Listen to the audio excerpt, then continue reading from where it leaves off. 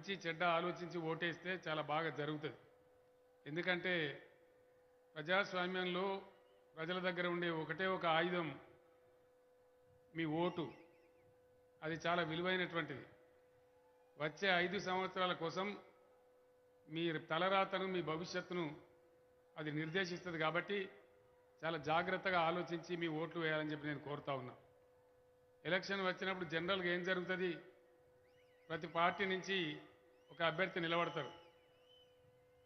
ఇప్పుడు బీఆర్ఎస్ నుంచి సునీత లక్ష్మారెడ్డి గారు ఉన్నారు, కాంగ్రెస్ నుంచి ఎవరో ఒక ఆయన ఉన్నాడు, బీజేపీ కూడా ఎవరో ఒక ఆయన ఉంటాడు, ఇండిపెండెంట్ కూడా ఒకటో ఆరనో ఉంటే ఉండవచ్చు.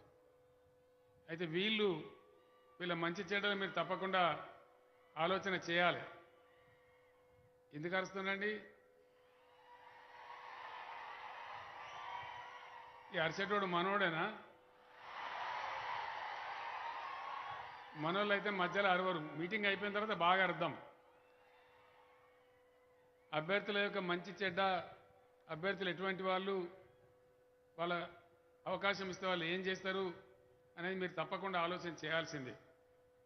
అంతకంటే ముఖ్యమైనది, ఈ అభ్యర్థుల వెనకాల పార్టీలు ఉంటాయి. ఆ పార్టీల గురించి కూడా మీరు ఆలోచన చేయాలి. ఆ పార్టీల చరిత్ర చూడాలి. ఆ పార్టీకి అవకాశం ఇస్తే ఎటువంటి నడక నడుస్తారు, వాళ్ళకి అధికారం ఉన్నప్పుడు ఏం పనులు చేసిండ్రు, మనకి ఏం మంచి జరుగుతుంది అనేది మీరు ఆలోచించినప్పుడు గ్రామాల్లో చర్చించి తప్పకుండా మంచి ఫలితాలు వచ్చే అవకాశం ఉంటుంది. తద్వారా మంచి భవిష్యత్తు కూడా కలిగేటువంటి అవకాశం ఉంటుందని నేను మనవి చేస్తా ఉన్నా. బీఆర్ఎస్ పార్టీ పుట్టిందే తెలంగాణ ప్రజల కోసం, తెలంగాణ రాష్ట్ర సాధన కోసం. కాంగ్రెస్ పార్టీ ఉన్న తెలంగాణను ఊడగొట్టిన పార్టీ. 58 ఏళ్ళు మనం ఏడిపించి గోసబెట్టి కరువుల పాలు చేసి కష్టాల పాలు చేసినటువంటి పార్టీ. 69లో ఉద్యమం వచ్చింది, మా తెలంగాణ మాకు కావాలని. 400 మంది విద్యార్థులు కాల్చి చంపేసినారు, లక్షలాది మందిని జైళ్ళల్లో వేసినారు. తర్వాత సరే ఆ ఉద్యమం సక్సెస్ కాలే. 2000 సంవత్సరంలో మళ్ళీ మనం మొదలు పెడితే 2004లో మేము తెలంగాణ ఇస్తామని చెప్పి మనతో పొత్తు పెట్టుకున్నారు. పొత్తు పెట్టుకుంటే ఏమైంది, వాళ్ళకి ఇక్కడ ఆంధ్రప్రదేశ్లో, అక్కడ ఢిల్లీలో 2 చోట్ల అధికారం వచ్చింది. మరి 2005లోనో 2006లోనో తెలంగాణ ఇవ్వాలి కదా, ఇవ్వలేదు. మళ్ళా దోకా చేసినారు. మనమందరం ఏకమై యావత్తు తెలంగాణ ఒకటై 14 సంవత్సరాలు పోరాటం చేస్తే చివరికి నాకు తిక్కరేగి కేసీఆర్ సచ్చుడో తెలంగాణ వచ్చుడో అని చెప్పి ఉద్యమానికి పోతే, ఉపవాస దీక్ష చేస్తే అప్పుడు వచ్చి ప్రకటన చేసినారు. అప్పుడన్నా ఇచ్చినారంటే మళ్ళా ఎగబెట్టినారు. మళ్ళా సకల జనుల సమ్మె, ఉద్యోగస్తులు లోకమంతా రోడ్డు మీద పడి గందరగోళం చేస్తే 33 పార్టీలు భారతదేశంలో మనకు సపోర్ట్ ఇస్తే అప్పుడు దిక్కు లేకుండా వచ్చి దిగొచ్చి తెలంగాణ కోసం ముందుకొచ్చినారు. సో ఎవరి చరిత్ర ఏందో దయచేసి మీరు ఆలోచించాలని చెప్పి నేను కోరుతా ఉన్నా. బీఆర్ఎస్ పార్టీ 10 ఏళ్ల కింద అధికారంలోకి వచ్చింది.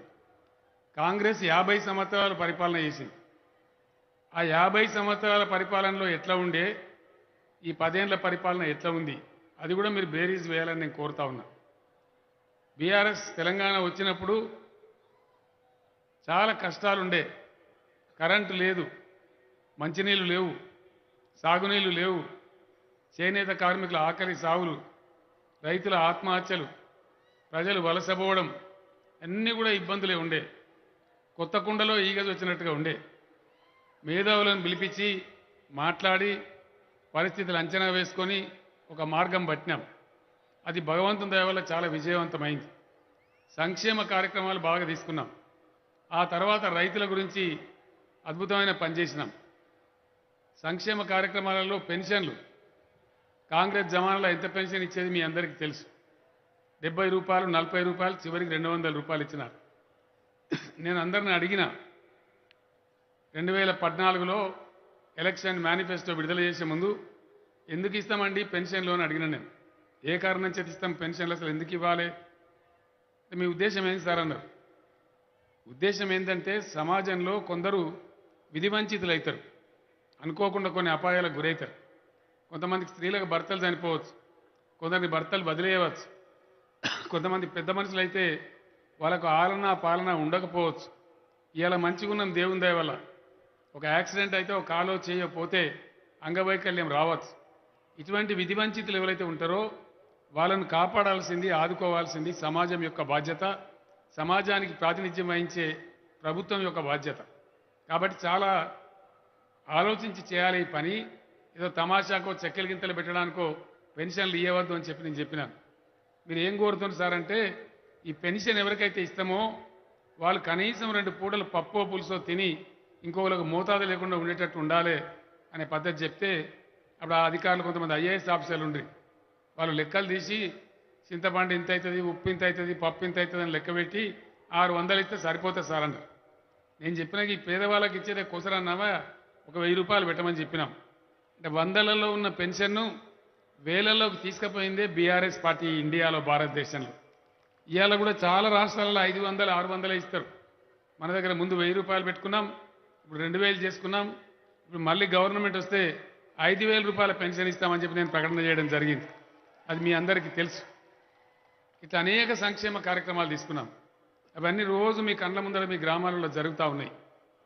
ఆడపిల్లలు ప్రసవం అయితే ఇచ్చే కేసీఆర్ కిట్లు కావచ్చు, అమ్మఒడి వాహనాలు కావచ్చు, కంటి వెలుగు కార్యక్రమం పెట్టి కళ్ళద్దాలు ఇచ్చింది కావచ్చు, అనేక షాదీ ముబారక్, కళ్యాణ లక్ష్మి కావచ్చు, ఇట్లా అనేక పథకాలు ఇచ్చినాం, అనేక కార్యక్రమాలు తీసుకున్నాం. రైతుల కాడికి వ్యవసాయానికి వస్తే రైతులకు నీళ్లు బారితే, మీకు కూడా కాలువ వస్తూ ఉంది, కాళేశ్వరం కాలువ కొద్ది రోజులలో కంప్లీట్ అవుతుంది. ఎక్కడ ప్రాజెక్టుల కింద, చెరువుల కింద నీళ్లు బారితే ఇంతకుముందు వాళ్ళు ట్యాక్స్ తీసుకునేది, పన్ను తీసుకునేది. మనం ఆ పన్నును రద్దు చేసినాం, కంప్లీట్గా రద్దు చేసినాం. ఇప్పుడు కూడా ట్యాక్స్ తీసుకుంటలేం, జీరో, ఒక పైసా కూడా తీసుకోం. అట్లనే 24 గంటల కరెంటు ఒక ఏడాది, ఏడాది బావు కాలంలో మంచిగా చేసి నాణ్యమైన కరెంటు వచ్చేటట్టు చేసి 24 గంటల కరెంటు ఫ్రీగా ఇస్తూ ఉన్నాం. అది మీ అందరికీ తెలుసు. రైతు బంధు కళలో కూడా వాళ్ళు అనుకోలే సర్కారు రైతులకు పైసలు ఇస్తుందని ఎప్పుడన్నా విన్నామా మనం? ఈ భారతదేశంలో ఎక్కడన్నా ఇస్తారా? ఎప్పుడు కూడా లేదు. అంజమాన్ అప్పులు కట్టకపోతే మన తలుపులు కూడా విక్కపోదురు తప్ప ఎన్నడూ కూడా రైతులకు సాయం చేయాలని ఏ ప్రభుత్వం, ఏ నాయకుడు ఆలోచన చేయలే. రైతు బంధు అనే పదాన్ని పుట్టించిందే బీఆర్ఎస్ ప్రభుత్వం. ఆ విషయం మీ అందరికీ తెలుసు. రైతు బంధు ఇస్తూ ఉన్నాం, రైతు బీమా పెట్టినాం. ఎవరన్నా అదృష్టం బాగలేక చనిపోతే వారం లోపల వాళ్ళకి 5 లక్షల రూపాయలు వచ్చి చేరుతా ఉన్నాయి. అది కూడా మీకు తెలుసు. అట్లనే మీరు పండించిన ధాన్యం మినిమం సపోర్ట్ ప్రైజుకు, కనీస మద్దతు ధరకు ప్రభుత్వమే కొంటా ఉంది. రాష్ట్ర వ్యాప్తంగా 7500 సెంటర్లు పెట్టి మీ ఊరి దగ్గరికే వచ్చి మీ ధాన్యం మొత్తం కూడా కొనుగోలు చేస్తూ ఉన్నారు. ఆ డబ్బులు కూడా నేరుగా వచ్చి మీ బ్యాంకులో పడతా ఉన్నాయి. ఈ విధంగా వ్యవసాయాన్ని స్థిరీకరించాలి, రైతులు బాగుండాలి. రైతులు బాగుంటేనే తప్పకుండా వాతావరణం బాగుంటుంది, రాష్ట్రం అభివృద్ధి చెందుతుందని ఆ పని కూడా చేసినాం. మీరు ఒక విషయం ఆలోచన చేయాలి. మనం తెలంగాణ వచ్చే నాటికి దెబ్బతిని ఉండి ఏ వసతులు లేక చెట్టుకోడు గుట్టకోడు అయినాం. దీన్ని నిలబెట్టాలి, మళ్ళీ తెలంగాణ ఒక దరికి రావాలని చెప్పి ఇవన్నీ కార్యక్రమాలు చేసినాం. ఈరోజు కాంగ్రెస్ నాయకులు మాట్లాడుతూ ఉన్నారు. ఇది చాలా సీరియస్ మాట నేను చెప్పేది. మీరు కూడా చాలా సీరియస్గా ఆలోచించాలి, గ్రామాలలో ప్రజలకు కూడా చెప్పాలని చెప్పి బీఆర్ఎస్ కార్యకర్తలు నేను కోరుతా ఉన్నా. ఏం చెప్తున్నారు వాళ్ళు? ప్రజలు కట్టేటువంటి ట్యాక్స్ డబ్బులను, ప్రజలు కట్టే పన్నుల డబ్బులను కేసీఆర్ వేస్ట్ చేసి రైతు బంధు కింద దుబారా చేస్తూ ఉన్నాడని చెప్తున్నారు. రైతు బంధు దుబారానా?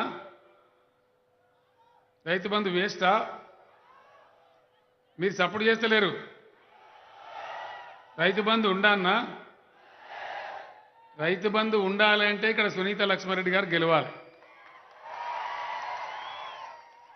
సునీత లక్ష్మారెడ్డి గారు గెలిస్తే ఏమవుతుంది?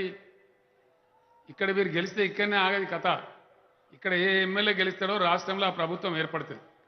మరి రైతు బంధు ఉండడమే కాదు, నేను మొన్ననే ప్రకటించిన రైతు బంధు చాలా ఉపయోగపడుతున్నది. రైతులకు అప్పుల పాలు కాకుండా చేస్తున్నది, పాత బాకీలు కట్టుకునేటట్టు చేస్తున్నది. కాబట్టి దాన్ని 16,000 రూపాయలు చేస్తామని నేను చెప్పడం జరిగింది. ఆ విషయం మీ అందరికీ తెలుసు. మరి రైతు బంధు ఉండాలి, అది 16,000 దాకా పోవాలంటే సునీత గారు గెలవాల్సిన అవసరం ఉంటుంది, బీఆర్ఎస్ గెలవాల్సిన అవసరం ఉంటుంది. అట్లనే పిసిసి అధ్యక్షుడు మాట్లాడుతూ ఉన్నాడు, కేసీఆర్కి ఏం పని లేదు, 24 గంటల కరెంట్ ఇస్తా ఉన్నాడు వేస్ట్గా అని చెప్తా ఉన్నాడు. 24 గంటల కరెంటు వేస్ట్ అట. కరెంటు 24 గంటలు వేస్ట్ అండి? ఎన్ని గంటలు ఉండాలి కరెంటు? వినబడతలేదు. 24 గంటలు ఉండాలి. 24 గంటలు ఉండాలంటే ఒకసారి చేతులు లేవటం అందరు దయచేసి. ఎక్కడ అడిగినా తెలంగాణలో ఇదే భాష. ఏ ఊర్లో నేను ఇయ్యాల కూడా ఇది 4వ మీటింగు. ప్రతి మీటింగ్లో నేను అడుగుతా ఉన్నా. ప్రజలేమో ఇది కోరుతున్నారు, కానీ కాంగ్రెస్ నాయకులు కరెంటు వేస్ట్ అని చెప్తున్నారు. 24 గంటలు ఇయ్యద్దు, మేము వస్తే 3 గంటలు ఇస్తాము అని చెప్తున్నారు. 3 గంటల కరెంటుతో పొలాలు పారుతాయా? ఎట్లా పారుతాయా అంటే 10 HP మోటార్ పెట్టుకోవాలని చెప్తున్నారు. రైతుల దగ్గర 10 HP మోటార్లు ఉంటాయా? రైతుకు ఉండేదే 3 HP 5 HP ఉంటుంది. అంతకు మించి 10 HP మోటార్ ఉండదు. కానీ తెలివి తక్కువగా వాళ్ళు ఉన్ననాడు వాళ్ళు చెయ్యలే, రైతులు నాగం పట్టించరు. ఇలా బీఆర్ఎస్ చేస్తూ ఉంటే దాన్ని తీసేయాలని చెప్తా ఉన్నారు. ఇంకో విషయం చాలా పెద్ద ప్రమాదం, చాలా చాలా పెద్ద ప్రమాదం. అది ఎవరో చిన్న వ్యక్తులు చెప్తలేరు, డైరెక్ట్గా రాహుల్ గాంధీ చెప్తా ఉన్నాడు. ఢిల్లీకి వెళ్ళి వచ్చి ఏం చెప్తున్నాడు? కాంగ్రెస్ గవర్నమెంట్ గెలిస్తే మేము ధరని తీసి బంగాళాఖాతంలో ఇస్తామని చెప్తున్నాడు. ఆయన ధరని ఎందుకు పెట్టినాం? ప్రభుత్వం దగ్గర ఉండే అధికారాన్ని తీసి మేము ఇలా రైతులకు ఇచ్చినాం, మీకు ఇచ్చినాం. మీ బొటనవేలు